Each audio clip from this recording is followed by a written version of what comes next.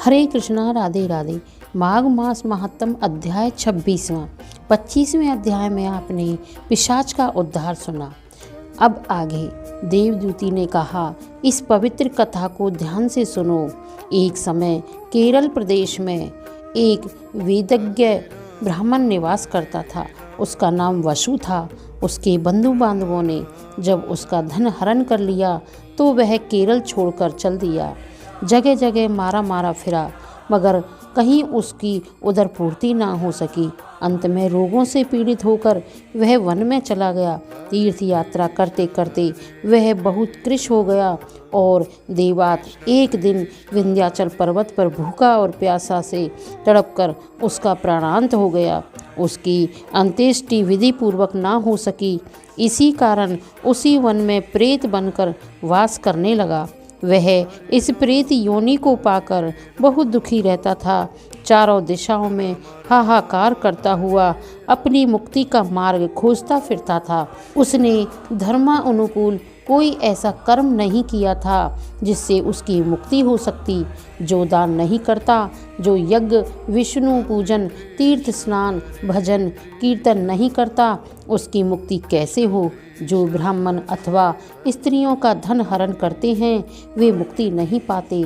जो जुए, कपट, व्यवहार, ठगी, चोरी, झूठ आदि से उदरपूर्ति करते हैं वे सदैव दुखी में रहते हैं।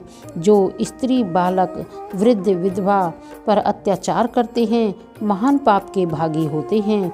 गौवध कराने वाले, पृथ्वी हरण करने वाले, चुगली करने वाले, निंदक, हिंसक, निकृष्ट, दान को प्राप्त करने वाले होते हैं। वे ही जीव अपने इन पापों के कारण प्रेत, पिशाच, राक्षस, कीट, पतंग आदि इन निकृष्ट योनियों को प्राप्त होते हैं। उन्हें इस लोक तथा परलोक में कहीं सुख नहीं मिलता है।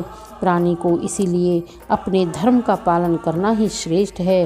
हे पिशाच, उस प्रेत ने एक दिन उस पर्वत पर एक पथिक को जाते देखा। वह त्रिवेणी के जल में 2 गागर भरी कंधों पर लादे जा रहा था और मधुर तान से विष्णु भगवान की महिमा गाता चला जा रहा था।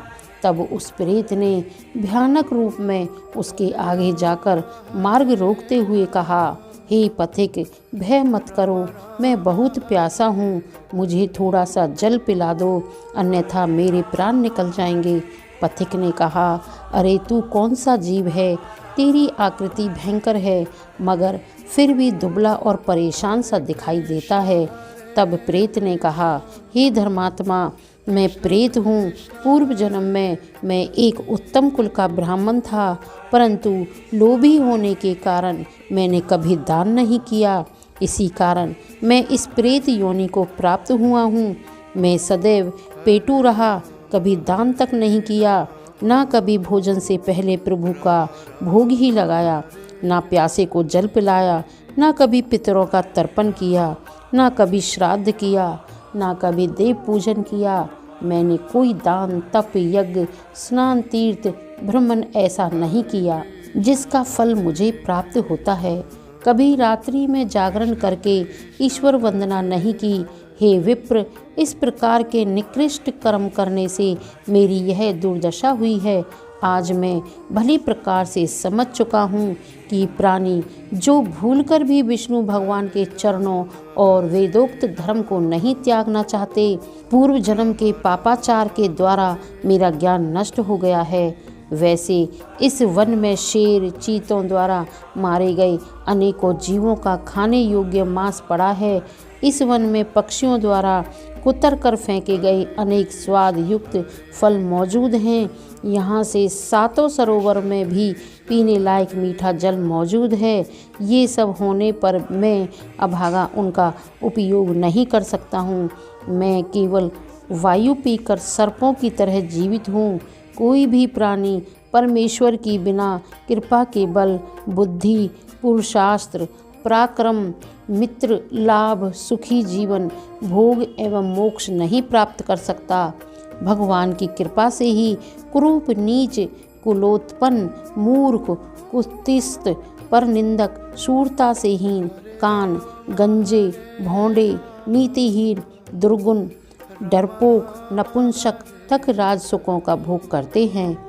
जिन प्राणियों ने अष्टवर्षा, गौरी कन्या, धरती शैया, आसन, स्थान, मकान, धन, भोजन, अन्न, चंदन, धूप, गुड़, तिल, गौए, स्वर्ण, छाता आदि दान किए हैं, वे सभी जगह पर एवं बाहर नाना प्रकार के भोगों को भोगते हैं। आप तो भगवान के भक्त हो, आपके शरीर की रक्षा तो स्वयं विष्णु भगवान की भक्ति करती है। यही कारण है कि प्रेत, दैत्य, राक्षस, पिशाच, भूत, बेताल, पूतना, गंधर्व, शकुनी, आथक, ग्रहण आदि भक्तजनों को ना देख सकते हैं, ना स्पर्श ही करते हैं। रेवतीय, वृद्ध रेवतीय, मुख, मंडी ग्रह, यज्ञ, बाल ग्रह, क्रूर, दुष्ट बुद्धि ग्रह, मातृ ग्रह, भयानक ग्रह, विनायक, कृत्याहर्पे, कुप्रांड आदि अन्य सभी ब्रह्मावादी वैष्णव की ओर देख तक नहीं सकते हैं। जिनके हृदय में सदैव हरि चरणों का ध्यान है, उनकी जिह्वा पर गोविंद नाम है। उनकी रक्षा सभी शुद्ध ग्रह देवता एवं नक्षत्र करते हैं। आप इस कारण निडर रहें। हे देव, मैं अपने कर्मों का फल भोगता हुआ इस जवातीना नदी के तट पर विचरण करता रहा हूँ। मैंने इसी नदी के तट पर विचरते हुए एक सारस के वचन सुने थे। माघ मास महात्म अध्याय 26वां समाप्त।